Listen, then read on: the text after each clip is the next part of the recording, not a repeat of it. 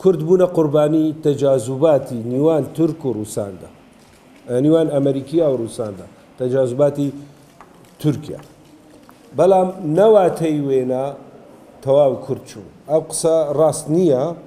ئێستا لە ئاستین جیۆسیاسیژی زەوی کورد 30 سەدی چووە، تەنیا 30 سەدی، 7 سەدی لەژێر دەستی خۆمان مایە و بەهێزم کۆمەلگایمە لە ئاستین دیمۆغرافی لەسەر جێخۆنا.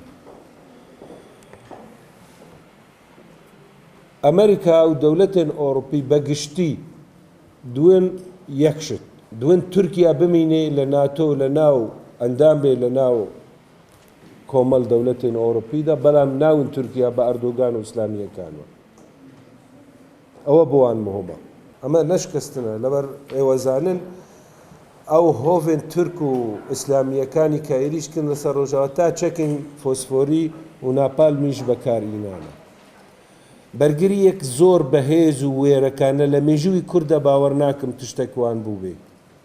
گەنجێمە ئەوە کردن مەلحەمەیەکە و ئێمە سەربەرز و بلندن بەوانە کە توانی بوون بەرامبەر هێزی سیەم لە ناتۆدا شاری سەرێکانیە 2 کیلۆمتر بە 2 کیلۆمتر، ئەو کیلۆمترەکە بە 2 کیلۆمتر باوەڕ دەکەم من باش زانم یانی ئەو هێزە ڕاوەستان ئەگە بالافڕ چەکی با ئەو چەکی تون نەبانە نە تورک و نە بابی تورکای یەکەم ئەیتوانی و بێنەوە ئەو زەویە.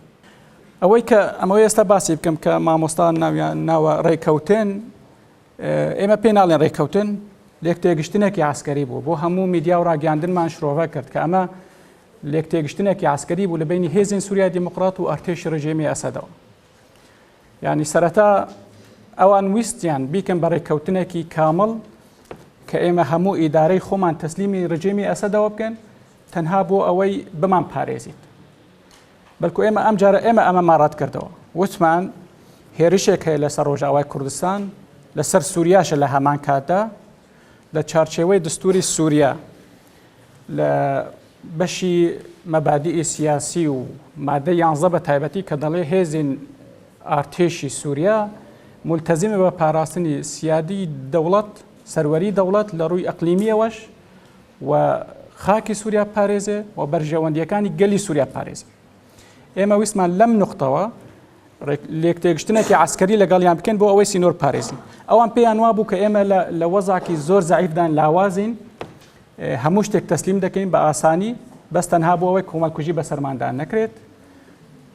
ئێمە وتمان نەخێر بە درێژایی شۆڕەشی ڕۆژاوای کوردستان بەرخۆدانیمان کردووە، پشتمان بەگەلی خۆمانمان بەستووە. ئەگەر ئێوە ئامادەین بۆ ئەوەی کە بەجددی هەنگاوێک بنێن بۆ لە داهاتوودا بتوانبین گفتوگۆیەکی سیاسیش بکەین، وەرم بایستا ئەم کۆمەڵکوژیە بوەستینین، دوای ئەوە بابەتە سیاسیەکانش نیقاش دەکەین.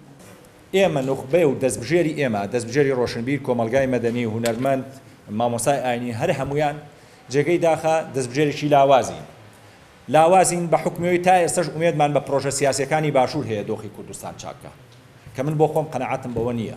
ئەبێ کۆمەلگا بەهێزکەین. ئیشی ئێمەمانان کۆمەلگا بەهێزکردنەوە دوورکەوتنەوەی لەو حیزبەکان ئەوەی لە سوڵتە شابووی لە ئۆپۆزیسیۆنی شابوو ئەوەی پیان بوو تەقدیمیان کرد، جێگەی داخە بەردێکیان نەخستە سەر بەردێک و دۆخێکیان لە دۆخێکەوە نەگۆڕی بەرەو باشتر. هیچ نەبێ نزیکمان کاتەوە کە ئێستا بتوانین بە هەموو ئەو توانایانی لە باشوور هەیە پاڵپشتی ڕۆژاوا بکەین یا پاڵپشتی پارچەکانی تر بکەین. ئەوەی لە چەند ڕۆژانی ڕابردووان راوە چ لە مەجای ئەوەی کە بایکۆتی ئابووری تورکیا بکرێ کە بە تەسەوری من ئەمە ئیشێکی زەحمەتە، بەڵام حەقەیە بیکەین، چیمان پێکرا بیکەین، چونکە شەڕی ئێمە لەگەڵ شەڕی تورکیا تەنها شەڕێکی ئابووری نابێ، بێ شەڕێکی سیاسی بێ، کەلتوری بێ، ئابووری بێ و لە هەموو ناحیەکانەوە بێت. خاڵێکی تر کە گرنگە لێرە ئابیڵین ڕووکەینە دەمی پارتی وێچێتی بێجگە لە قونسوڵیەکانیان چەند بارەگای میتی تورکی هەیە لێرە، بە پێی چی یاسایە کاتوونەتە ئێرە پەرلەمانی کوردستان بۆ بێدەنگەلەی کە ئەمە هەیە لێرە و پێویستە سنووری بۆ دابرێن. لە دنیا هیچ وڵاتێ ڕێگە نایە بە وڵاتێکی تر دەستگای مخابراتیە بێ، ئەگەر ملحەقێکی هەبێ ملحەقێکی عسکەری لە سەفارەتێکە لە قونسوڵێکە تەنها ئەوە هەیە، بەڵێ لە قونسوڵێکە